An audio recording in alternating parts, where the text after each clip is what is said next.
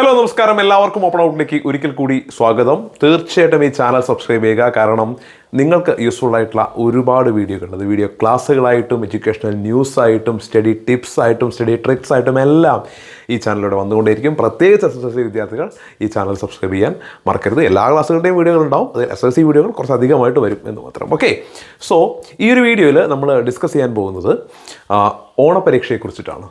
അതായത് നിങ്ങളുടെ first time exam. ഇപ്പോൾ കഴിഞ്ഞ കുറേ ദിവസങ്ങളായിട്ട് കേരളത്തിലെ പല ജില്ലകളിലും മഴ മൂലം ഒരുപാട് അവധികളൊക്കെ കിട്ടിയിരുന്നു. ഇതിപ്പോൾ എനിക്ക് തോന്നുന്നു ഇപ്പം മാത്രമല്ല, ഇതിന് മുന്നേ ജൂലൈയിലും നമുക്ക് കുറേ അവധികളൊക്കെ പല ജില്ലകളിലൊക്കെ കിട്ടിയിട്ടുണ്ട്. അങ്ങനെ അവധിയും കാര്യങ്ങളും ഒക്കെ ആയിട്ട് ഇങ്ങനെ പോയി ഓണം എക്സാം ഇതാ അടുത്തേക്ക് വരാൻ പോവുകയാണ്.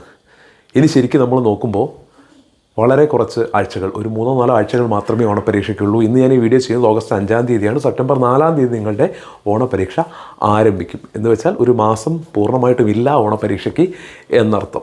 സോ നിങ്ങൾ ഇപ്പോഴേ പഠനം തുടങ്ങുക എന്നാണ് ആദ്യം എനിക്ക് പറയാനുള്ളത്.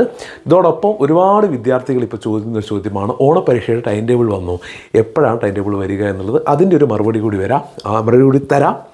സാധാരണ ഓണപ്പരീക്ഷയുമായി ബന്ധപ്പെട്ട ടൈം ടേബിൾ പരീക്ഷയുടെ ഏകദേശം ഒരു 2 ആഴ്ച മുമ്പൊക്കെയാണ് വരാറുള്ളത്. ആ രീതിയിൽ നോക്കുമ്പോൾ അടുത്ത ആഴ്ചയോടുകൂടി ഏതാണ്ട് ഒരു ഓഗസ്റ്റ് 15-ന് ശേഷമൊക്കെ ഈ ഓണപ്പരീക്ഷ ടൈം ടേബിൾ വരാനാണ് സാധ്യത. അധികം വൈകില്ല, മിക്കവാറും അടുത്ത ആഴ്ച അവസാനത്തോട് കൂടിയിട്ടൊക്കെ നിങ്ങളുടെ ഓണപ്പരീക്ഷയുടെ ടൈം ടേബിൾ വരും. ചിലപ്പോൾ നേരത്തെയും ആവാം. ഓക്കെ, സോ ടൈം ടേബിൾ എന്തോ ആയിക്കോട്ടെ, ഇപ്പോൾ വളരെ കുറച്ച് പാഠങ്ങളെ ഓണപ്പരീക്ഷയിൽ പഠിക്കാനുള്ളൂ. ഈ ഒരു മാസം കൃത്യമായിട്ട് പഠിക്കുക, ഓണപ്പരീക്ഷയിൽ നല്ല മാർക്ക് സ്കോർ ചെയ്യാൻ നോക്കുക. ഓക്കെ, വീണ്ടും കാണാം. Thank you.